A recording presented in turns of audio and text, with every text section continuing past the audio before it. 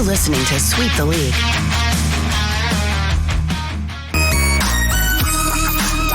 Hey, this is George Iceman Gervin, and you're listening to Sweep the League Radio.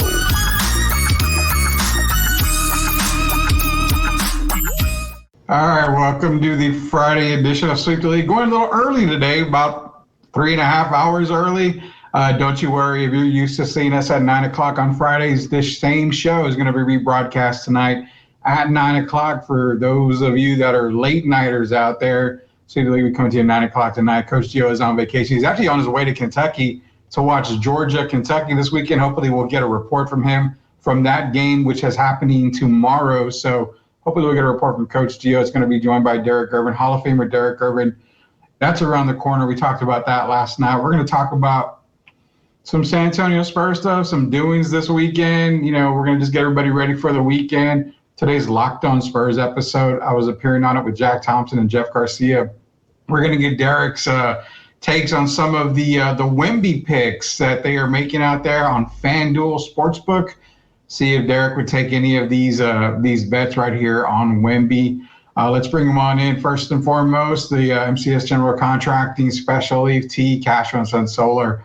Also, La Casino Taco Truck, all proud sponsors of Sweep the League. Let's bring in the Hall of Famer himself, Mr. Derek Gervin. Derek, what is up, man? You ready for Friday, man? Oh, man, it's a great day. It's been nice and sunny out today, so, yeah, all is well. A little too hot for me. I got used to the cool weather for a while there. Now I got to wait probably another month to get cold weather. Oh, man, I like this 100-degree weather. I can't get used to it. You know, I've lost all the weight, and I figured maybe losing a lot of weight, I'd be able to get used to it. I can't even get used to it, man. I'm still sweating bad, sweating to the oldies and everything, man. Chris Leha, shout out to MCS General Contracting. A 5:30 show. Get the beers out, boys. We made it to Friday. Yeah, we're going to 5:30 show today, man. So, again, for those of y'all that are joining us, this show is going to be broadcast again tonight at 9 o'clock, so you're not going to miss anything. Also, we'll be broadcasting some of the shows over the weekend for you guys, be in the morning, probably Sunday morning, as well as maybe a Saturday evening type show. So we're going to be rebroadcasting as part of the new network that we're building here for Sweep the League. All the shows are going to be following as well, so be on the lookout for that. We've got a nice little network being built here. Jacob, Eric, I'm on deck. Thank you for joining everybody today. So, what do you got going on this weekend, Derek? Anything big? Oh, no, I'm relaxing, man. This is boxing weekend and football. So when that's going on, that's my weekend right there. I'm going to be enjoying these college games on Saturday, the Canelo Berlanga fight on Saturday night, and then Sunday is all about NFL. That's right. And we're going to get your take on the Canelo Berlanga fight probably at the end of the show. You're a boxing guy, man, so I want to get your thoughts on Canelo, or as you like to call him, Con-Nello. I've heard you say that a few times out there. We'll get your takes on the Canelo fight this week. On Friday, man. You're okay. They can see Louis on deck, man. La Casina saying Canelo. So we'll get Derek's takes on the Canelo fight. But first and foremost, man, let's get to some NBA talk, as I was on Locked On Spurs with Jeff Garcia and Jack Thompson. Let's get to some NBA talk real quick.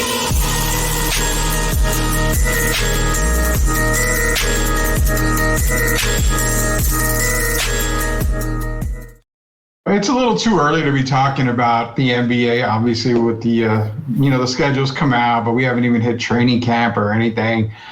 But it's never too early to talk about the potential of a player a la Victor Wembanyama and the sportsbook, what they're coming out with here. So you've got everything from what are the record, the quadruple double, basically. What are the chances he's going to get a quadruple double in the season? These are the odds. I mean, you've even got some outrageous ones like what are the odds of Victor making 10 plus 3-pointers in a game? To me, that's a little outrageous. But then again, in this day in the NBA, who knows? So we're going to get to the screen tab here, and we're going to share the picks here. Okay, so I'm going to blow this up for us to take a look at. Derek, we're going to go kind of one by one here real quick, get your thoughts on it. Obviously, the first one is the number one that people always think about. Now, he has flirted with the quadruple-double, only done 4 times in the NBA, twice by a Spur. Alvin Robertson and David Robinson are the only 2 Spurs to do it. But they have it at plus 1,200 on the odds. My take with Jeff and Jack Thompson was I don't see it happening because with the addition of Chris Paul, I don't see his assist total being there. I believe Jack said that the possibilities there with steals and blocks. I don't know if I can get around the steals part. I see more triple doubles than I do quadruple doubles when it comes to blocks, points, and rebounds. But I think the assist total is what's going to get him on a lot of these here.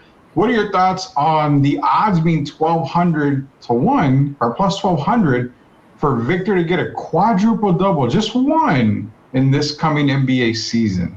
Well, the odds are not bad. I mean, 1,200 to 1, that means most people believe it won't happen than people that actually believe it will. And if they didn't have Chris Paul, I could look more towards kind of watching that come to fruition if he didn't have Chris Paul. But I think the fact that the ball will be in Chris Paul's hands so often, that'll stop him as far as getting the assists. Now, when you talk about rebounds and blocks, I can see him getting several triple-doubles this year and maybe even a couple with assists. But as far as the triple-double, as we know, that's only 3 people that have ever done that. 2 of the Spurs, as you know, and then Hakeem Olajuwon. Yeah. So I'm not expecting a quadruple double, but if one guy was to do it out of the entire league, that person I would name would be Victor Wembanyama. Yeah, the only other person I can think of maybe having a chance at a quadruple double would probably be Nikola Jokic, I would think. On his, it wouldn't be blocks. I think on his, it would probably be steals if he was to get that 4th one. But outside of Victor and Joker, I couldn't see anybody else doing it. Do you think the lack of Spurs shooters is another factor for Victor probably not having the assist total when it comes to a quad double? No, I just think this year the Spurs are going to, his minutes will be up for 1. And I think they're going to need a lot of points from him. If you look at the current roster, they did add Chris Paul and Harrison Barnes, but at this point in their careers, neither one of them is like a huge scorer. Chris, you get what? If he's healthy, you get probably 12 to 15 points a night maximum. And with Harrison Barnes, you pretty much get the same. So I just think it's look at their roster. I think that's what hurt them more than anything. It's not that they don't have shooters. It's the style of play that they'll be using. And I think that's what will stop them from getting a quadruple double.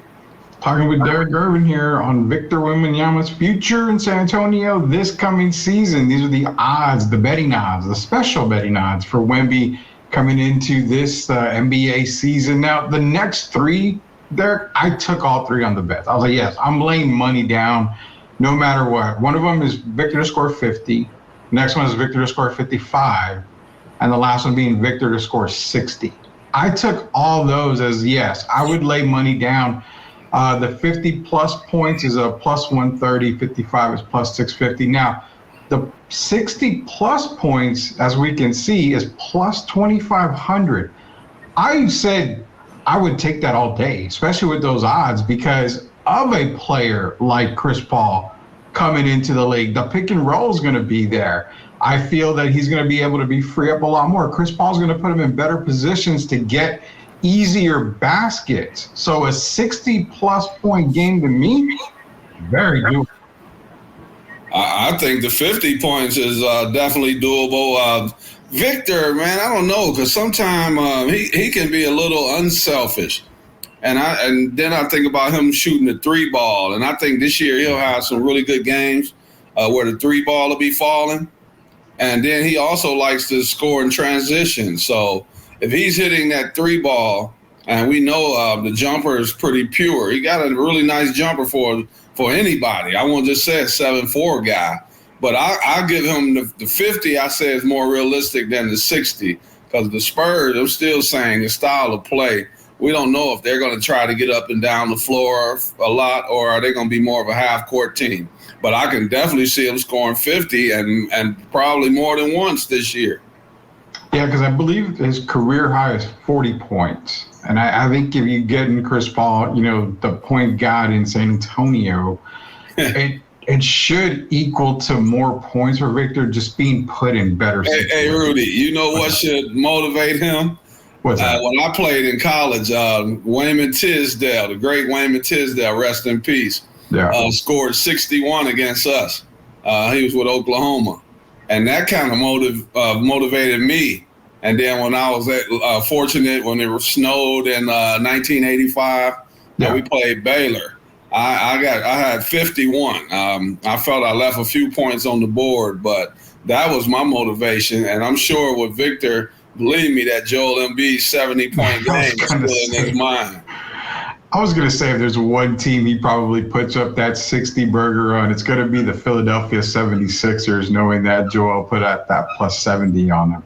So I would say, yeah. I mean, for me, at the odds at plus 2,500, I mean, that's a pretty good bet. You see games like a Joel Embiid that they just are unconscious in a game. They just can't be stopped. So I'm kind of saying that I'm safe to put a little bit of money on that. Will it happen? No, I see the 50-plus point game happening.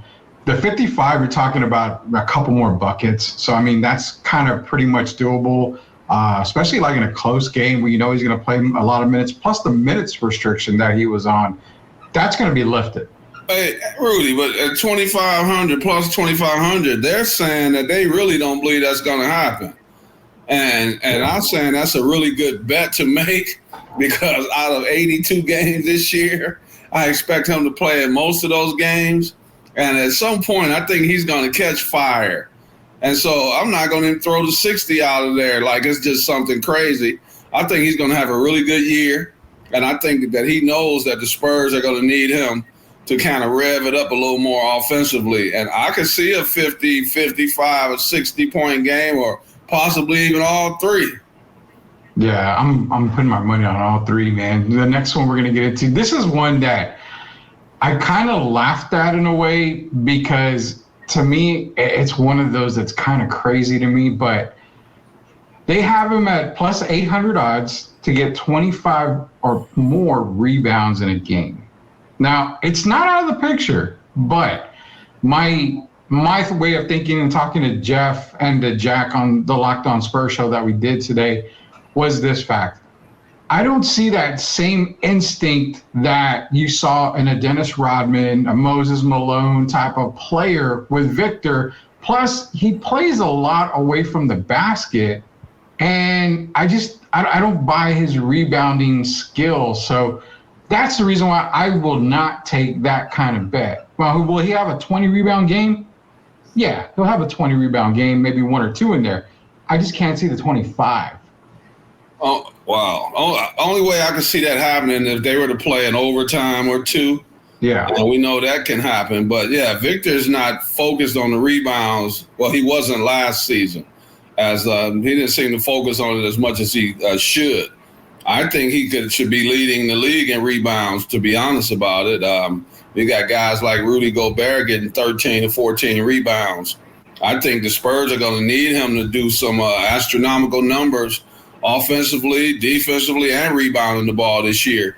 But I just don't know if he has it in his mindset to go after the glass that hard. And so I'm going to say no 25 game, but I could see him getting 20, 21, 22 rebounds. Yeah, that's kind of what I was saying. I'm exactly thinking the same way you were when I talked to them earlier. It was the fact that I just don't see the instinct in him for rebounding. I don't see that. If I saw, his instinct on the boards of being, like I mentioned, like a Rodman, yeah, I would probably lay the house down on something like that, easily at 25 plus because it'll happen, but not for Victor, not anytime soon. But then the next category here is going to be plus 1,800, which is kind of crazy at plus 1,800 because to me, that's kind of free money. He had 4 triple-doubles last year. They're putting him at 6 plus this year at 1,800, plus 1,800.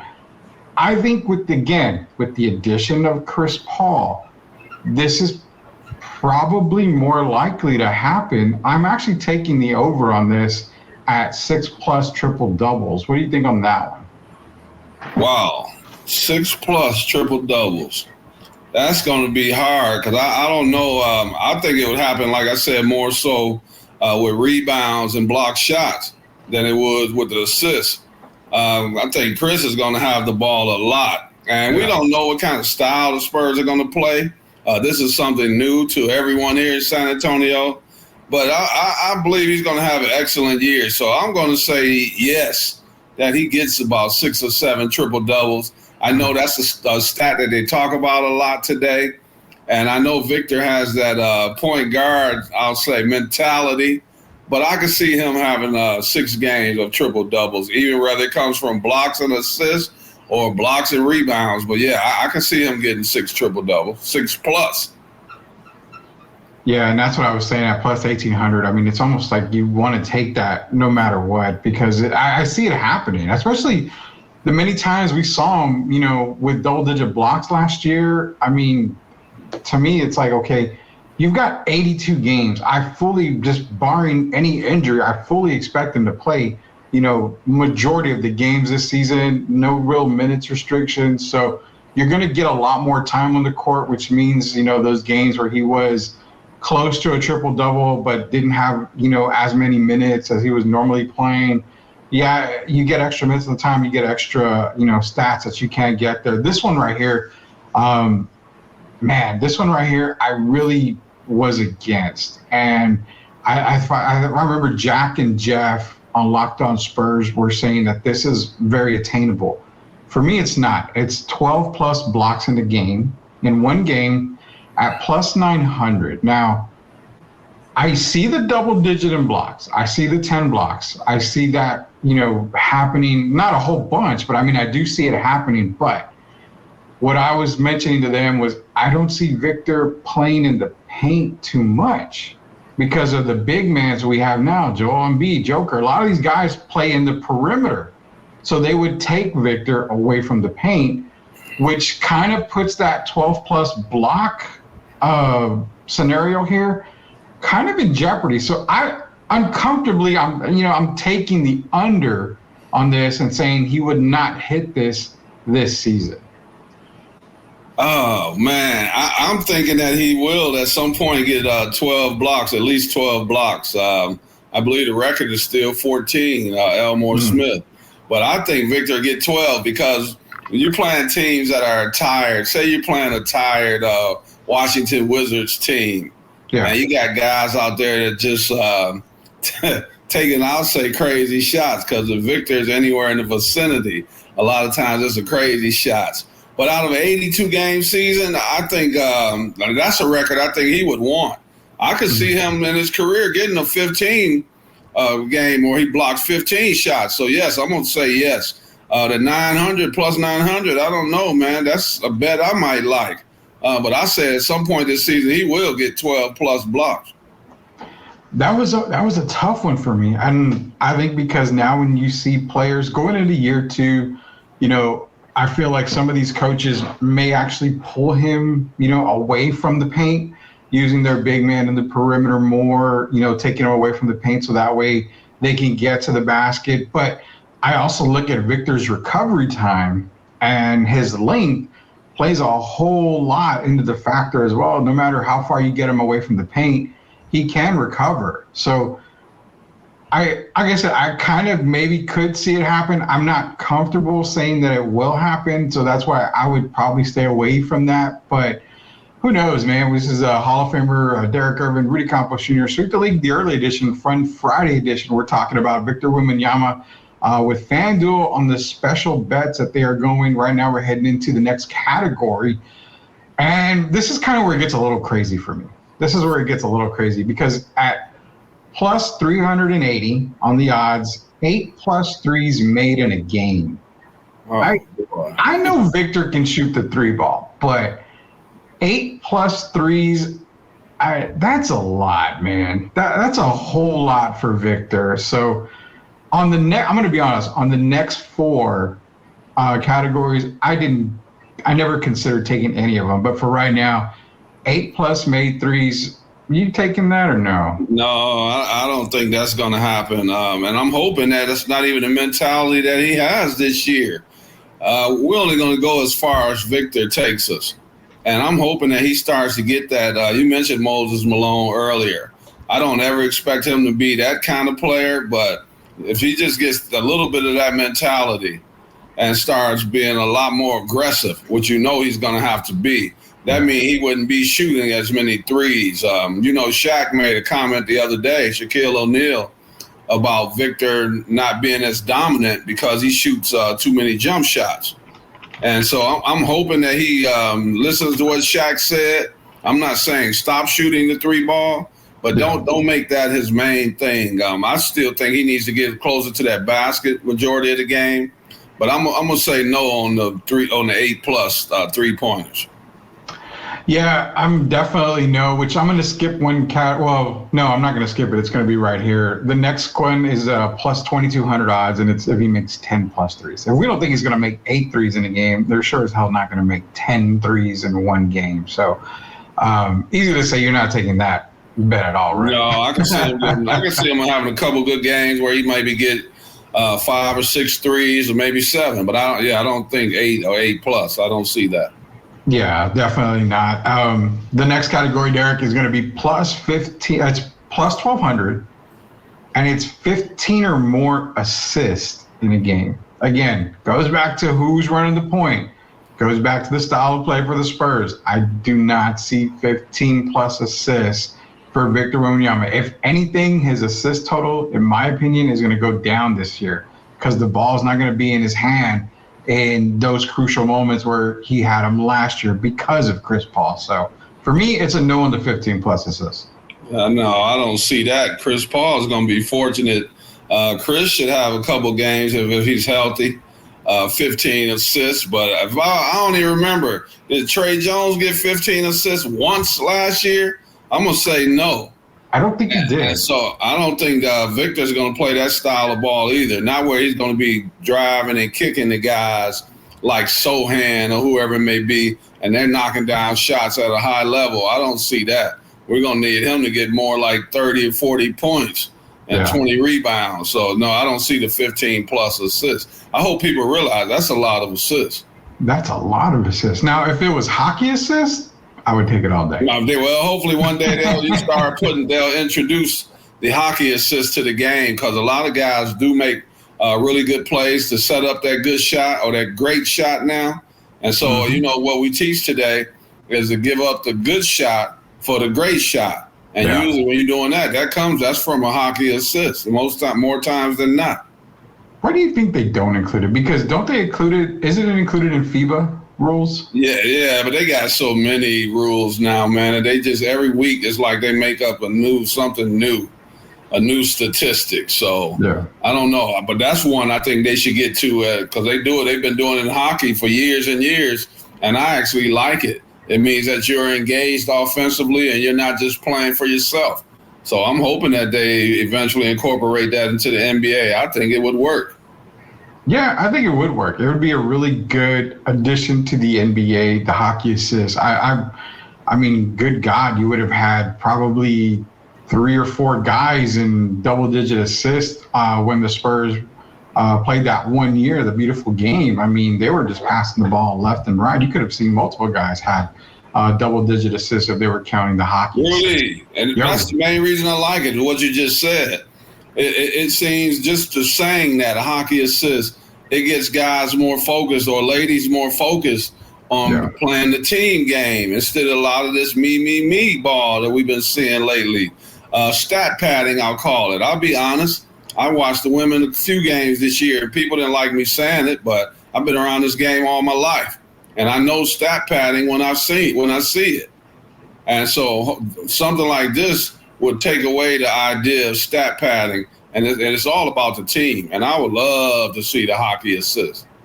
Yeah, Adam Silver, if we're doing anything, just add the hockey assist. We need to get that into the game of basketball, the NBA game of basketball. See it scrolling down the bottom, YouTube. Go to youtube.com, search at Sweep the League TV.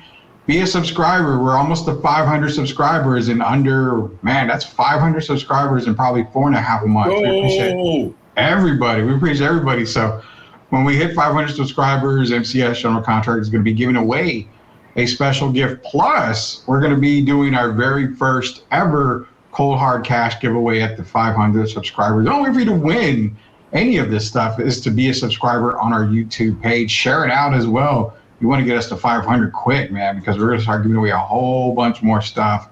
Last category, Derek, before we go on a commercial break right here, is one that's kind of a coin flip, because I said I didn't take it on Locked On Spurs, but I kind of could see it happening. I just wouldn't lay any money down on it, and that is at plus 900 if he gets 8+ steals in a game. Now, I think if he gets that quadruple double, there's more likely going to be on the assist side. I could see it on steals. You think about the length that Victor has. He makes it very difficult to throw a pass over him, throw a pass below him. He makes it very difficult. So I see the steals being there, but I wouldn't lay money down because it's still a lot of steals when you're talking about 8+ steals.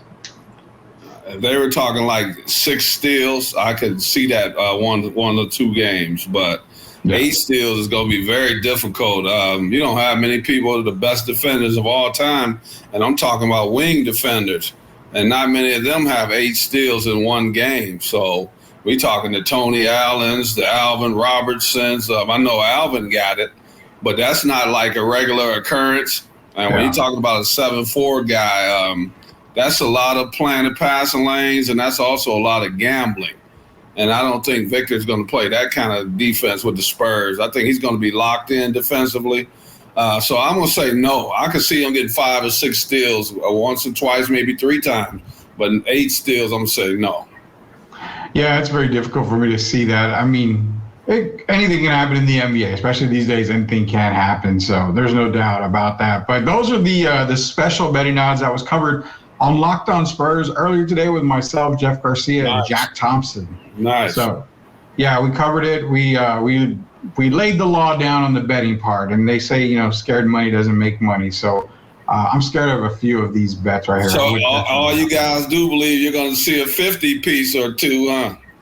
Yeah, so that was the popular one. I took the 50, I took the 55, and I took the 60, especially if they're giving you plus 2,500 on odds. I mean, 60 points, it sounds like a lot, and it is a lot, but I think being put in situations by Chris Paul makes it a little bit easier. You're going to see a lot more lobs. You're going to see, a lot more on the pick and roll, especially if he's able to hit that jumper consistently in a game. Now, remember, you're giving me 82 games for this to happen. So I like my odds on that happening in 82 games. So, yeah, I mean, I would take the 60 plus. The one thing that, they were kind of hyped up about was the quadruple double because he came so close a couple of times.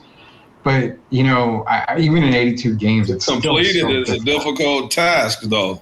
Exactly. You can get close. If you get 9 blocks or 9 assists or rebounds, you still came up a little short. And I don't think he's going to be focused on quadruple double. I think the Spurs, I think Victor wants to make the playoffs this year. I really do. And they didn't upgrade the roster very much. So I think he's going to tighten up the screws a little more defensively. And I think definitely offensively. We got to remember, Rudy, what he played last year, probably 28 to 29 minutes average. Yeah. So this year he should be more in the 35 to 37 minute average, I would say, per game. And that is a long time. Those 7 to 8 minutes can make a lot of a difference. But I still think some of those stats are he won't attain them this year. Not saying that he won't his career. Just I don't see it coming up in his second year. So it's kind of crazy that I'm going to ask you this before we go on a commercial break. Some of these stats that we talked about, I mean, quadruple doubles, multiple triple doubles, the 50-point, 60-point game, stuff like that. Would it make a difference? And I thought about this after doing the show. Would it make a difference if the team around him was way better? I kind of said yes on that. Yes. I say yes. Even if he was playing like with a Steph Curry, it'd be a totally different product they'd be putting out on the court. Mm-hmm. And the pace that they play as well. See, Pop kind of handcuffs us in a lot of this stuff because we don't know what kind of style the Spurs are going to play. I don't think they want to get up and down the floor a lot. And when they brought in Chris Paul, it kind of changed the narrative for me. Because if you had De'Aaron Fox, like I said, then I can see them getting up and down the floor. And I got to throw in another name, so I don't want to throw people off. If we could get a Dylan Harper, we don't need De'Aaron Fox. So if we play at that kind of pace, of course, a lot of his stats will go up. But I think this year with the roster he has around him, and we don't have Doug McDermott anymore, so I think that'll kind of handcuff some of his assist totals. Yeah, that's what I was thinking. If he had a better roster around, I could see a lot of these being attainable. I mean, hell, even a quadruple double, I would probably be more comfortable putting money down on a quadruple double happening with a better roster. I mean, I'm not worried about the points. I'm not really worried about the rebounds. The blocks, I'm not super concerned with. It's the assist total, and that's where I'm like, that's why I wouldn't take it. But definitely with a better roster, I can see a lot of these more attainable. Before we go to commercial, I know Tim was asking about Ariana Robertson. Haven't heard yet, Tim, but again, once we know something, just an FYI, we know something. John told me, yes. I've just been trying to let her I wanted to give her a few weeks, Tim, to kind of get her head right. Actually, her dad told me on Tuesday that she's in a good place, her head space, she's in a good place. So I just wanted to give her a little time, man, because I know an injury like this can be devastating, not just to her, but to her family. I keep in contact with John, and he did tell us that we'll still be able to get her. Haven't heard back from Rob Parker, and I don't want to keep pressuring Rob, but I'm telling you, we are going to get Ariana. Yeah, I'm just gonna say, if you ever when you talk to Rob next time, just ask him, are you scared of Coach Gio? Because Coach Gio wants to call him out on stuff. So Rob's trying to do so much, man. Every time I look around, he's in a different state, a different city. So I know he's got a lot on his plate right now. He's everywhere, Rob Parker, man. Yeah, we're definitely working on Ariana Robertson. But again, that, like Derek mentioned, that injury it's a tough injury. Not just physically, mentally, it's a very tough injury. So just give it a little bit of time. But when we get back, we'll talk some boxing, and also we're going to open up the sports vault like we normally do on Fridays. It's Hall of Famer Derek Irvin, Rudy Campos Jr. We'll be back. Are you looking for a contracting company that gets the job done right the first time? Look no further than MCS General Contracting. MCS specializes in top quality concrete work, including patios, driveways, foundations, and swimming pools. The team of experts are dedicated to delivering exceptional results and unparalleled customer satisfaction. At MCS General Contracting, they're not just hardworking, they're local. Based in San Antonio, they are committed to building relationships and trust within the community. That's why MCS guarantees your satisfaction. They pride themselves on getting the job done right the first time, every time. So why wait?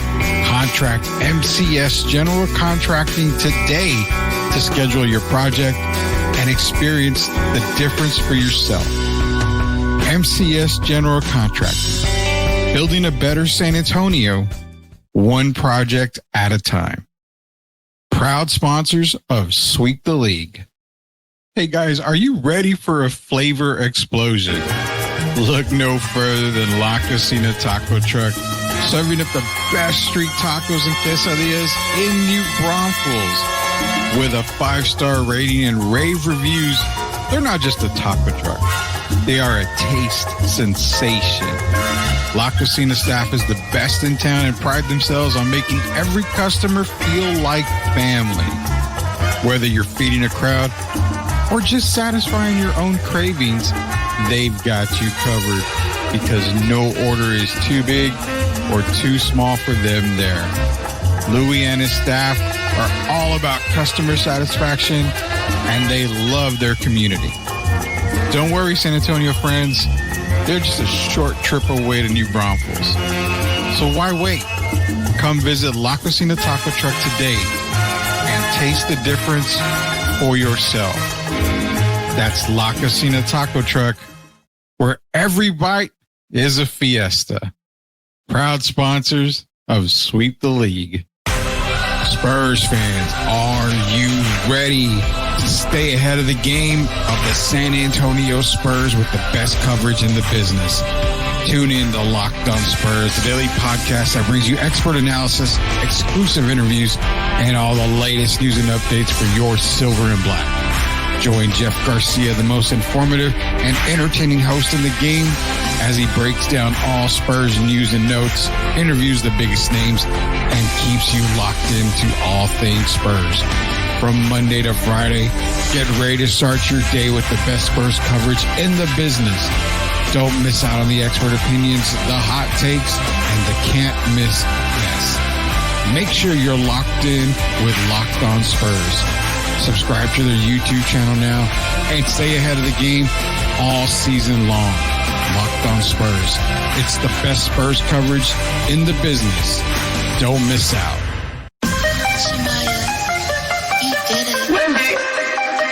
Wemby, the king is crowned. Wemby, king is crowned. Future of the league and he's wearing a crown. We playing justice, playing checkers, no contest. Wemby's got the game on lock and he's making a statement.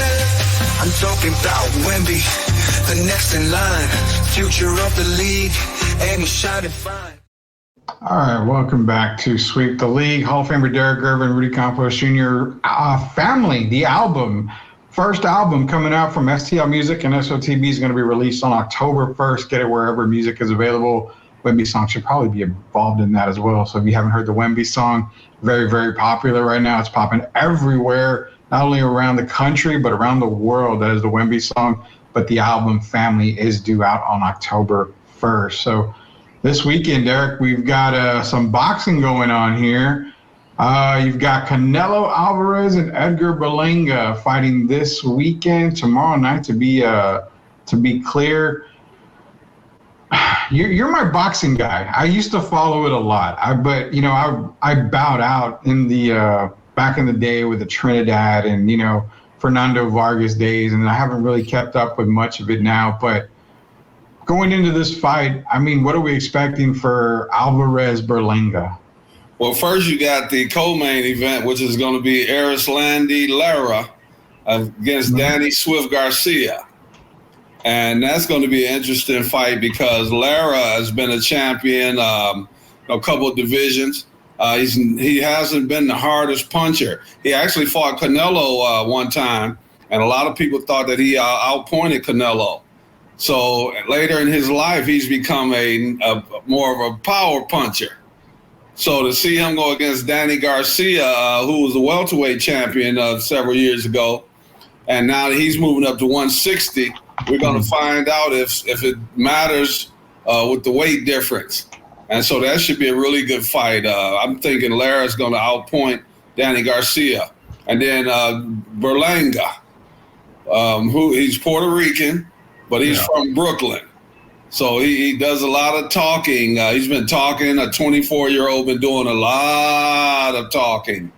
And now it's going to be put up or shut up time. He seemed to have gotten under Canelo's skin and gotten under his skin a little bit.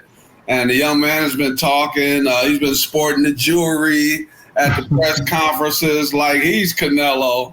And he's done a lot of talking. But I expect it to be a good fight. Berlanga does have the size advantage, but we've seen Canelo seem to fight pretty much whoever it was. And the only guy who was able to give him trouble with the size was Dimitri Bivol. But Bivol is a special kind of fighter. So it's going to be a really good fight. Berlanga says it's going to end in 6 rounds or less. Canelo says 8 rounds or less. I tend to lean more towards Canelo. I think he has experience. He's had more championship fights than Berlanga's had fights, period. Berlanga's had 22 fights. Canelo's had about 27, 28 title defenses on championship fights. So I'm going to go with Canelo. I think Berlanga's bitten off a little more than he could chew. And, sometimes they said let sleeping dogs lie. He's been doing a lot of talking, man, and now it's time to put up or shut up, and we'll see if he can. And I think Canelo wins that fight by KO. Mike, I looked a little while ago. They're saying 8 rounds is what they're talking about in this fight here. So Canelo in 8 rounds is kind of what they're predicting right now. quick undercard matches of one of them in particular. You've got Jonathan Lopez versus Ricky El Castillo Medina. Now, Medina is from San Antonio, sits at 15-2. I've seen him fight at the TMB events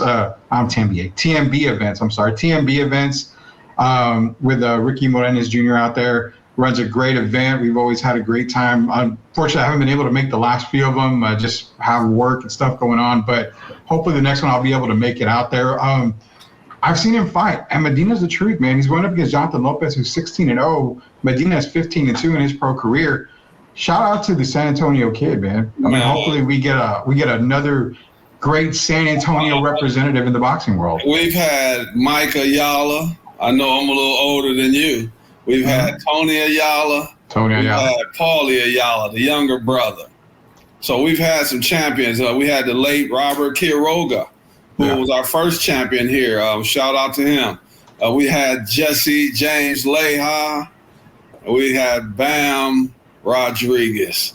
So hopefully this young man will be another addition to the champions that we've had here in San Antonio. And I want to wish him well. This is a good fight card to be on. Anytime Canelo's fighting and you're even asked to be on the card, your career is on the upward swing. So I want to wish that young man good luck and say, Viva San Antonio! Viva San Antonio. Shout out to El Castigo out there. I said it wrong. El Castigo, Ricky Medina, representing San Antonio. One other fight, Derek, and this is one of those fights where it's an older guy, not older guy, but a guy that was one of the big names in boxing for a while. From what it's showing, you got Caleb Plant versus Trevor McCumbee. Now McCumbee is 28-0, Plant's 22-2, but Caleb Plant's looking to come back and just be one of those top faces in the boxing world again. How far has it been for Caleb? Like, how far has he gone down, Caleb Plant-wise? Because I remember, like I said, for a while there, he was a name in boxing. I don't think he's gone down at all. As you know, they say there's levels to this. And you've heard that in pretty much everything we do today. There's levels. Yeah. If you look at it, Caleb is a very good fighter. His only 2 losses, he was stopped in the 11th round by Canelo, which was a tough fight. Some people even thought that he was winning the fight, that Caleb was winning early in the fight. He has a lot of movement. He doesn't have, I would say, that one-punch knockout power, but he has stunned some guys. He knocked out, I'm trying to think, one of the Darrell brothers. He knocked him unconscious, as he said, dug his grave or whatever. But Canelo, and when you lose to only Canelo and then you lose a decision to David Benavidez. Yeah, I mean, he went all 12 rounds. Benavidez kind of gave him a little beating. You can see it in the face area. He suffered a different type of beating than Canelo gave him because Benavidez throws a lot more punches. Yeah. But now McCumbee, this is his first time stepping into the bright lights. And I don't know much about him. I know he's undefeated. I've heard some good things about him, but I'm going to take Caleb in that fight. I think fighting, the experience matters. And I think, and Caleb has shown how tough he is to even be able to still fight after fighting Canelo and Benavidez, because we know Canelo has ended some guys' careers. Have you seen Billy Joe Saunders lately? I have not. No. Okay, well, there you go. Guys like James Kirkland stepped in the ring with Canelo, and then after that was all you heard. That was all she wrote, as they say. So I think it's going to be a really good card, but I'm going to pick Plant to win that fight. Yeah, it's going to be a great card. Great night of boxing. You can catch it on DAZN or you can catch it on Prime Video. Again, it's a Canelo bout. You know, a lot of top fighters are going to be on the Canelo card. So shout out to everyone fighting tomorrow. Hope it's a fantastic card like we are predicting, man. Now let's talk to Derek Gervin. Of course, Derek is getting ready to be entering UTSA Hall of Fame in October 18th through the 20th is when they're going to be doing a lot of stuff there. So, again, I asked you last night. Let's ask you again, man. How is the excitement kicking in? They called me this morning, so I'm feeling good. Shout out to Ashley Pronsky. They called me this morning to make sure I was doing okay, checking on me, see how I was feeling. did I have any questions or whatever moving forward? And so just the fact that they reached out today, they told me to make sure I keep that Friday and Saturday open because we have a lot of activities, including, I don't want to say too much, but at the football game, I'm hoping a lot of people attend that football game so I can show my love, and I'm sure they'll show their love. But the closer we get, the more nervous I get. But it's a very good, a positive type of nervousness. So I'm excited about it. Yeah, I will definitely be at that football game as we're going to be covering UTSA football for the rest of the season. So we'll be at those football games. But knowing you're one of only 2 players that have their number retired by UTSA, is that the same feeling, or does the Hall of Fame just take it up a notch when it comes to that night? Well, for me, it's probably a little different than Devin Brown because Devin grew up in San Antonio. He's not from here. I know he's from Utah, but he grew up here. For me, my high school was in Detroit, middle school, elementary school. So to be able to come all the way to Texas and to see my brother play and, to be going to the Hall of Fame with the Spurs, be a first ballot Hall of Famer. And now it's my chance to, from my university, to go into the Hall of Fame. George was just as excited as I was, and that kind of surprised me because he doesn't show a lot of emotion a lot of times.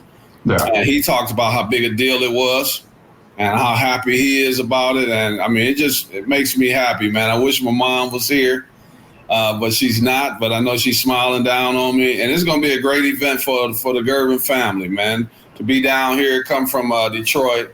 And, of course, you know about all the schools that we have, the George Gervin, the Youth Center, the George Gervin Academy. And every time I look around, it seems like my sister's building a new school on all sides of the towns here, of San Antonio. I think we've contributed in the right way, doing a lot for the community. And you know how I feel about the young people. And my way of reaching them is through basketball. Hey, this is a culmination of all the hard work that I put in. And I have to thank UTSA for making this happen. And I mean that sincerely. Without them, this doesn't even happen. So I'm very happy, and my teammates. And I won't talk long that night, but I have a few people I want to give some love to. Yeah, I was talking to Gio, and I put it at 4.5 minutes on the speech.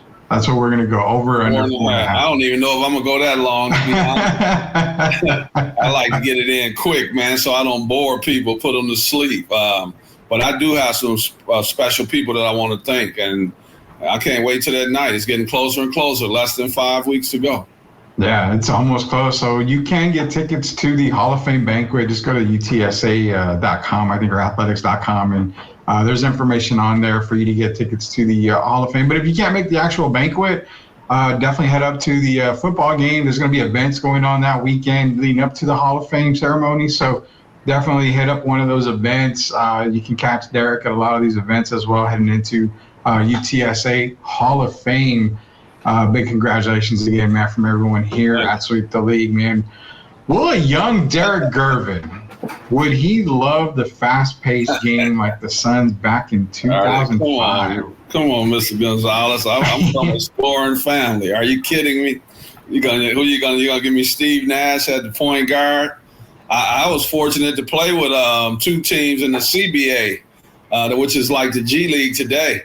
And one of my point guards was David Rivers, who's a Notre Dame legend. And the other one was Leon Wood, who's still refereeing in the NBA today. He's been reffing almost 30 years. Those guys like to get up the floor. So that was my kind of game. Dave led the CBA in assists, I believe, when I was there. And I know for sure Leon led the league in assists in Santa Barbara. And a lot of those baskets were going to me. He was giving me the ball. So I would love to play that kind of style, man, when guys could score 50, 60, 70 points. Yeah, that's my type of game.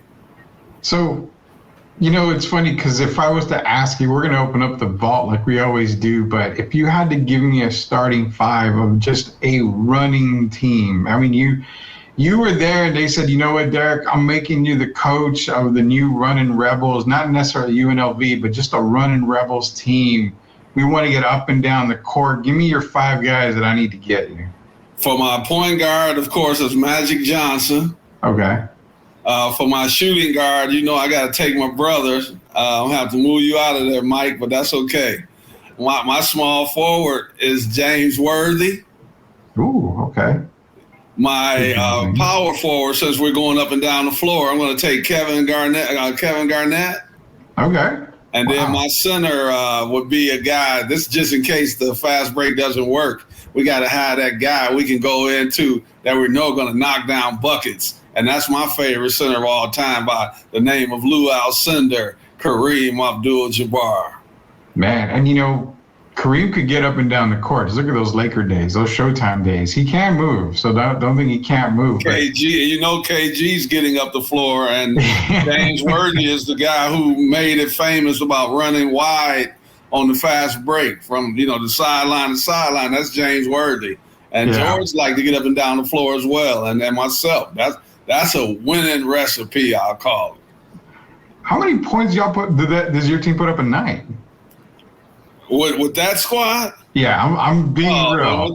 With these rules today? Oh, my God. So that means, I'm going by these rules today because that means we would also incorporate the three-pointer into our game. Man, we putting up 100, and our average is about 128.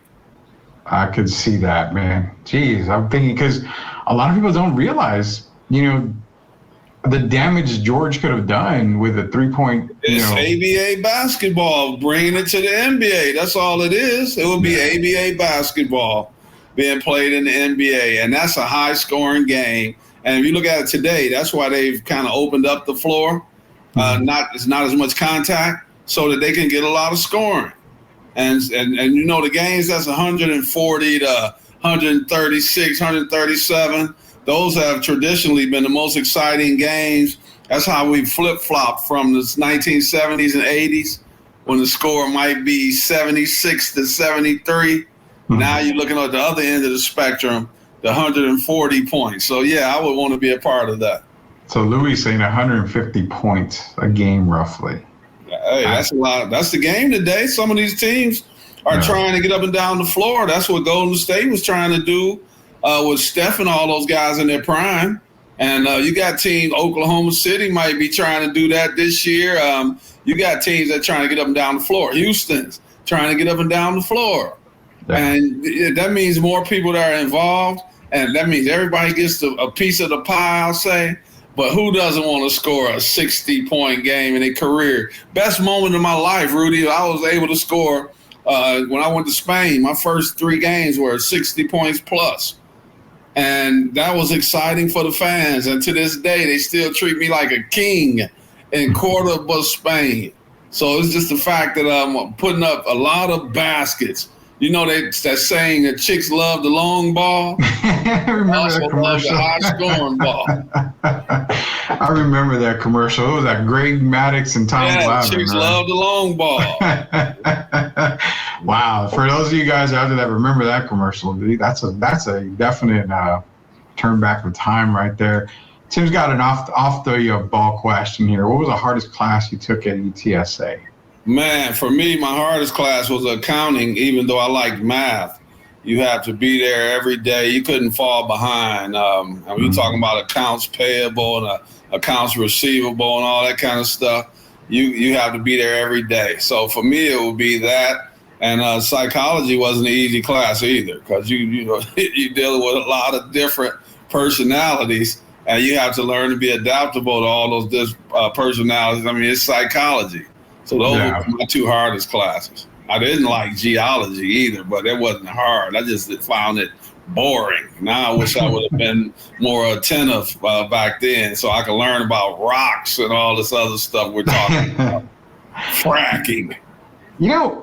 I would say I went to college for a little bit, but I didn't go for very long. I went in the front door, out the back door, basically, was my whole college career. But I hated geometry in high school, especially. I failed it miserably. And when I say I failed it, I think I ended the class like a 72 average for the year. So I squeaked by, but I got nothing on geometry. Geometry was my enemy. 72, a lot of people don't even do well. And if you're talking about algebra and geometry. Neither one of those are easy subjects. And even today, when you talk about algebra, how much of that stuff do we honestly use, man? I have yet to use that. I mean, I use geometry quite a bit in my line of work, but I don't use algebra almost at all because I don't need to solve for X on anything just about. So well, it sounds like you should have done well in geometry then. Weird. You just didn't apply yourself. That's all. Yeah. Well, I was a lazy guy, man. I wasn't playing basketball in high school, so I didn't really care too much about my grades, and that was my thought process back then. I don't recommend that now. I mean, hell, I recommend you hit the books, but yeah, I really didn't have anything to do. I mean, if I wasn't playing sports because I couldn't pass classes or have the grades to pass, I was like, oh, well, just going to come to school and do bare minimum, basically. So horrible thought process. I definitely will say that, man. But you gave me your starting five on the running rebels that we're calling them. What about your bench? And I'm curious to know if he doesn't make your team, where does a guy like Rick Barry fall on a fast-paced squad? Man, I love Rick. I told you that they had a comment earlier today about Caitlin Clark. George and Rick Barry talked very highly about Caitlin Clark. But if I'm talking about a team, Rick would definitely be on my bench. If I'm talking about putting up a lot of points, there was a lot of people, they had this stigma. There was a lot of talk going around that Rick wasn't a very liked guy. When he played, he was a very arrogant guy. And he took a lot of shots. But me, I wouldn't have a problem playing with a guy like that because when you have to double team a guy like Rick Barry or a guy like George Gervin, that gives me a lot of one-on-one opportunities. So I would welcome a guy like that. Some people don't want to play with really, really good players. I was the opposite. I wanted to play with the best because that gives me more of an opportunity to shine. I was never worried about being one of those second-tier players, as they say. I could play with anybody, and the better you play, the easier it will make it for me. So Rick will definitely be on my bench, no question about it. Yeah, I was thinking like, man, Rick Barry's got to be somewhere on there. I mean, one of the great scorers that I know back in the NBA, and a guy that doesn't get a whole lot of love, and for whatever reason. I mean, I've got mad respect for Rick Barry, especially when you're doing the granny shot from the free throw line, man. Media, Rudy, was his biggest issue. A lot of people in the media didn't like dealing with Rick because Rick is a to-the-point guy. He'll tell it like it is. I was fortunate enough to play against his older son, Scooter. And Rick tells it like it is. So, sometimes that could turn some people off. It's kind of like a Charles Barkley. Some people love you. And some, I won't say hate, man. They throw this hate word around so much. I'll just say some love you, some might not love you as much. And Rick was one of those guys that could kind of get under his own teammates' skin sometime as well. But if I would take him with me, I don't think Rick is a bad guy. Man, I think as he got older, he shared the ball more, and it turned into them winning the championship, playing for the late, great coach Al Attles. Yeah, shout out to Rick Barry, man. One of the all-time greats of the league. And it's kind of cool, man, at the end of the show here on Fridays, I sent out, a tweet and all this stuff a while back, DM some people and asked them, give me a player that nobody really talks about that you want me to ask Derek about because, you're curious as to how his style was and you're curious as to, hey, how was this guy in real life? So I started the trend a little bit here. I'm going to start off first. I always was a fan of this guy. Didn't really, wasn't a big time player, but I liked his game a whole lot. And give me your thoughts. Time to throw out the names out there. Jeff Malone. Jeff, not the most vocal guy, offensive scoring machine. Had some really, really good games playing for Washington when George was playing. I liked him a lot. He didn't do a whole lot of talking. He let his game speak for him. But, man, one of the best shooters that I've ever seen. And you're right, when you say guys that don't get talked about, it's hard to talk about shooting jump shots and not throw Jeff Malone's name in there. So I hope the young people do their research on a guy like Jeff Malone, one of the best shooters I've ever seen. and he went out and he showed up to play every night, and he left it all on the floor. Yeah, see, that's what we do here at Sweep the League. We bring up some of these older guys that we looked at. I mean, I watched a lot of players in my day growing up, and I bring them up because they should be getting the same kind of love that current NBA players get. It's not just about who plays in the game right now. Go back into history. Look up Jeff Malone. I mean, you'll see the games that he had. Derek mentions his shooting. I mean, the guy was a fantastic shooter, great scorer. I mean, I guarantee you nobody, unless you know basketball or was even growing up at the time following basketball, I mean, I could say Alex He's English. an all-star. Even Jeff Malone was an all-star. And I can mention Alex English, and people are like, oh, yeah, he was okay. He was pretty good. Come on, man. Alex English? Like, come on. You talking about putting the ball in the basket very efficiently and leading the 1980s in scoring for the whole decade. That's Alex English, a guy who was a team player. He didn't complain. A lot of times you didn't even know he was on the floor until you look up and he's got about 35, 40 points. That's Alex English, the greatest scorer of the 1980s. Exactly, the all-time leading scorer. Oh, you're talking about that Cologne? Must be talking about that fadeaway out of bounds. Out of bounds, over the backboard. On the left side of the floor, fading out of bounds. Jeff Malone, nothing but net, behind the backboard. Come on, how many times have you practiced that? Because I practiced that shot a lot, and I made it a couple times. On the run, Rudy. Yeah, I made it a couple times. The pass was too far, and they led him to the pass. He had to chase the pass down and catch it and shoot that shot, man. Nothing but bottoms. The great Jeff Malone. I'm glad he brought that up because I was going to bring that up too. I remember practicing that shot at the YMCA, and I made it a couple times, but I missed it way more than I actually made it. Man, you might hurt your side or something trying to practice that shot. One of the greatest shots in NBA history. They don't talk about it because it wasn't a championship winning shot, but if you're just talking about memories and top moments, that's definitely one of them that you can never take away. Yeah, Joel saying the announcer, oh my goodness, what a shot. Yeah, it was definitely a shot, man. You know, speaking of shots, the Suns and Celtics, I believe it was in the NBA Finals. Was it Gar Hurd that hit that fadeaway or that turnaround to win the game? I always wanted to ask you about that. Did that shot really count? Yeah, it counted. And they went like 3 overtimes or something that game. If I remember correctly, the score was like 147 to 145 or something crazy like that.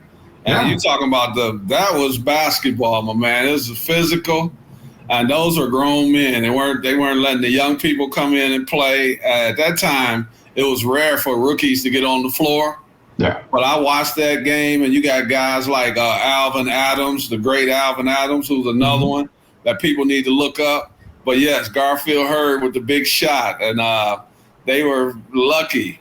I call that shot lucky, but I mean, he made it. And who was it against? One of my favorite teams of all time, the Boston Celtics.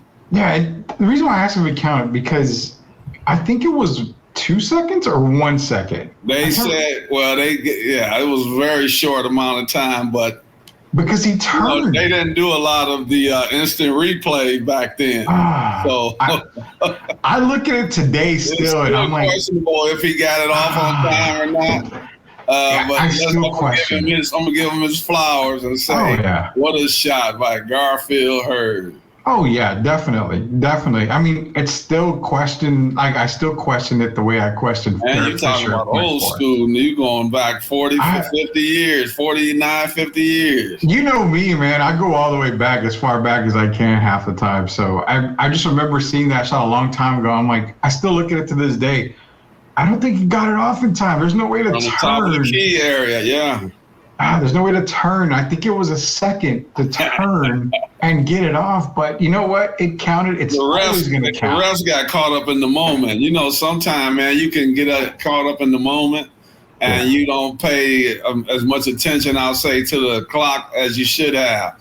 And sometimes we have to remember the referees are human too. And when you see some of the things that some of these players do, and you look at the referees afterwards, look at their facial expression, man, it's unbelievable. They like, how did they do that? I watched Victor yesterday on some highlights, and you can see one of the dunks that he did. and the referee was looking over there out of bounds, like, this is something I got to tell my grandkids about. I've never seen anything like it. Yeah, there was this one dunk Victor had this past year that I see that, I mean, the guy literally flew from just inside the free throw line. I thought, that's a layup. No dribbles. Dunking it. No dribbles. Yeah, none. I'm like, wow. I forget to realize the arm length that he has. Hey, Rudy, but his best dunks this year, he's right-handed, but a couple of his best dunks were left-handed, man. Phoenix, the game against Phoenix, when he got to the paint and he dunked it left-handed. Yeah, you're right. Had some. I watched him yesterday, man. The guy, I watched his rookie year, his highlights. The guy has some moments, man. I mean, I'm not going to anoint him as the greatest of all time yet because he's still got some work. But if you look at some of those highlights, there's some of the greatest highlights ever already. I will agree with that, man. I will agree with that. He had some pretty amazing highlights in his rookie year, and it's just going to get better. So Spurs fans, just relax a little bit. Aaron Rodgers says it, relax. Just relax, and it'll be okay. Aaron, relax. Now you don't use Aaron because Aaron's people say he relaxed a little too much. If you look at the separation now, Brady was 7 championships, and Aaron Rodgers still sitting on 1. Yeah. So it makes it hard for people to take his word for it when he said just relax. They've been relaxing and didn't get too many results, and that's why he's no longer a Green Bay Packer. It's crazy to know that they consider Aaron to be one of the greats, and I still can't see it. I really still can't see it. He's one of them, man. He's won 4 MVPs. I mean, yeah, he's a great regular season quarterback. I mean, you got guys that Lamar Jackson is a great Dak Prescott is a great regular season quarterback. I told you I call him North Dakota in the regular season because everything's upward. But come playoff time, man, he's been South Dakota. So some guys, that's just how it goes. Joel's right. Aaron Rodgers, he has all the talent. He's just unmotivated. That's a perfect way of saying it. I agree with Joel on that. He never seems motivated. What about the year? But sometimes his hands where he was handcuffed because he had injuries to key players. Yeah. He had guys like Donald Driver. I mean, you got guys that were hurt at some point. And, that's any team. If you take away a Brandon Ayuk from the 49ers right now, are they the same team? So, sometimes it happens. You just have things that, only one team can win every year. And I don't think that should tarnish a guy's career because he has won 4 MVPs. So I have to give him respect for that. Yeah, he has. He definitely has. I don't know how far I put him up on the all-time Not list. Above Marino, if that's what we're talking about. I don't have him over Dan Marino. I've said a million times, and I've told you and Gio a million times, I could make the case, as crappy as it is, to put Marino over Brady as the all-time quarterback. Okay. All-time. Quick one before we get off the air. I got to ask you about a quarterback. Take away the championships. Okay. I'm not even going to say Joe Montana. Take away Steve Young's championships. As a quarterback, who would you take to start your franchise? Would it be Aaron Rodgers or would it be Steve Young? What era are we talking? Any era, because for me, I want Steve Young, and it's not a knock on Aaron. I just think Steve Young was a better overall quarterback, could do more things than Aaron. And I was going to say Steve Young. Definitely speed. I even say I like the accuracy of Steve Young. Yeah. And I love Aaron, but I say Aaron is one of the greats. But if we talking like top 10, I would probably have Aaron in my top 10, but it would be on the lower tier, more like 8, 9, or 10. Not up there where we talk about the Montanas and the Bradys, and for me, the Marinos. Yeah, and I'm telling you, I would take Steve Young between Aaron Rodgers and Steve Young, but Joel says I'm drunk. I'm not drunk yet. I'm not going to drink this weekend at all. I'm not drinking at all, and I haven't drank for a long time, but I'm not drunk.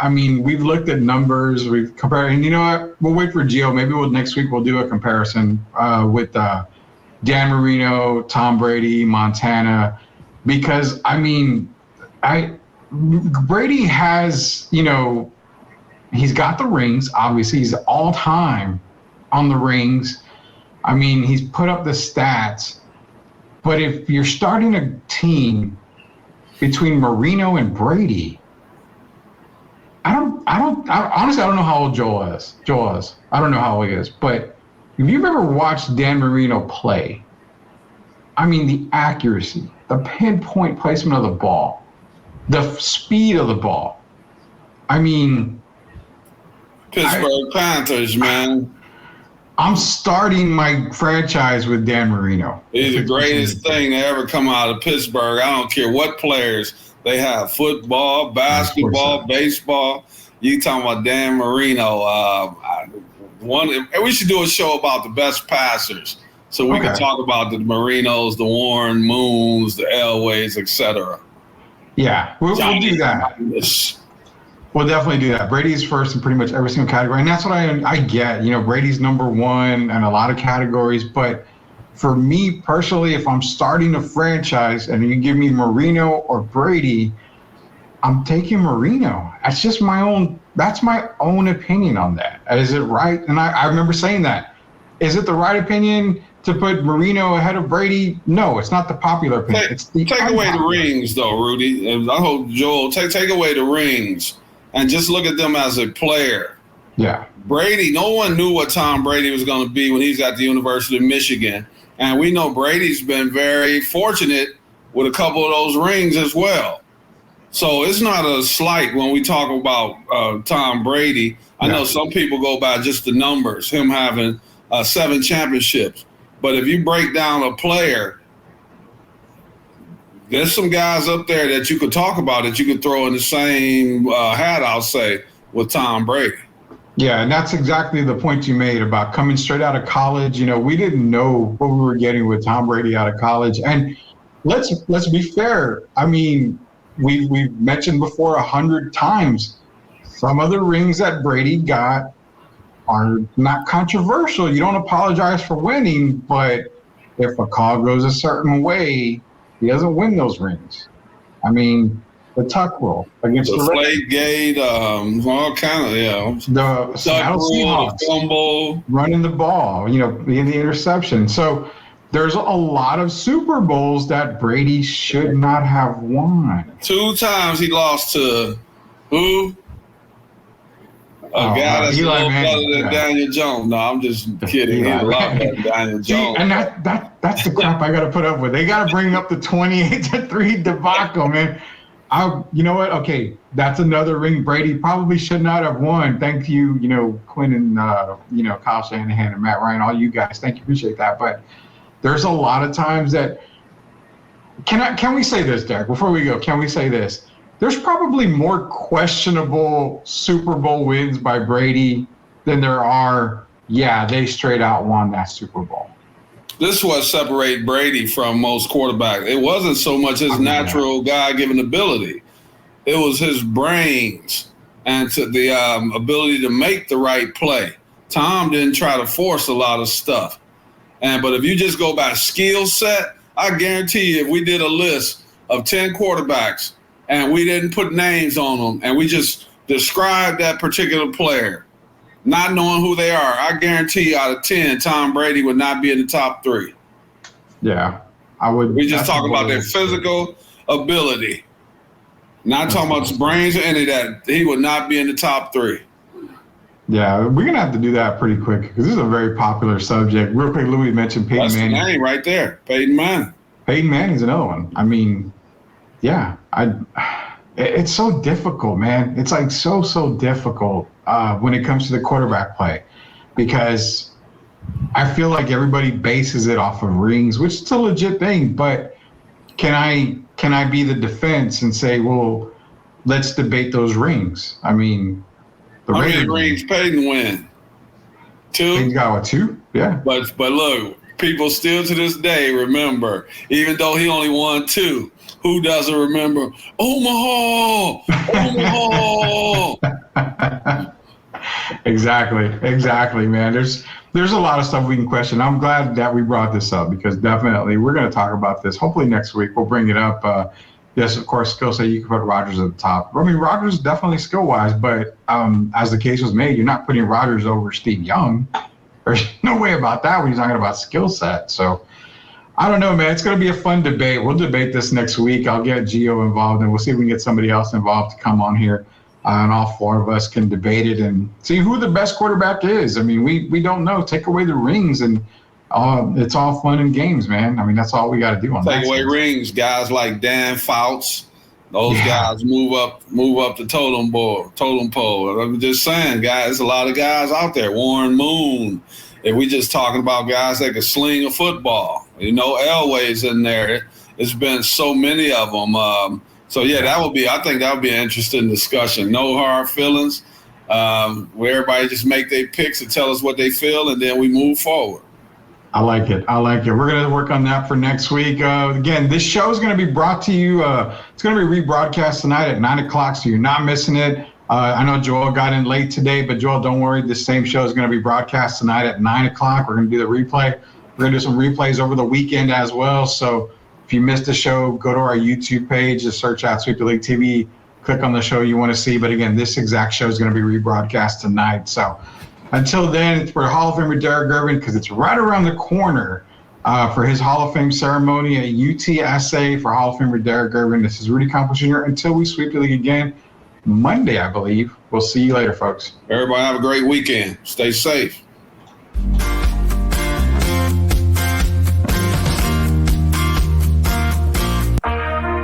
Yeah, this for the family. Loyalty, respect, honor. You know what it is. STL music. Let's get it. We the ones, never folded on ourselves, no bluffing. Legacy we building, man, this ain't up for discussion. They wanted us to quit, but we dug in deep. Motivated to the fullest, dreams ain't meant for sleep. On the grind 24/7, no time for rest. We making moves, calculated like a master. You're watching Sweep the League TV. Shout out to Rudy, Coach Gio, and Derek Gervin. Keep going, guys. Shout out to SOTV and STL Music. I love the music, and hell yes, they paid me to say it. Commercials are not free, honey. Did you share our YouTube yet? Why not? Go watch Sweep the League TV right now and support my guys. Rudy, Coach Gio, Derek, and crew only talk sports and have fun. They don't have any bad vibes, just amazing fans. We love everyone.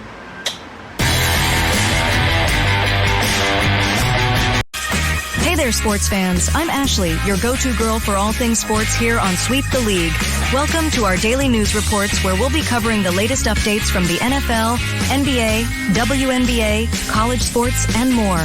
We're thrilled to be a part of the rapidly growing Sweep the League network, bringing you fast and fresh news updates every day.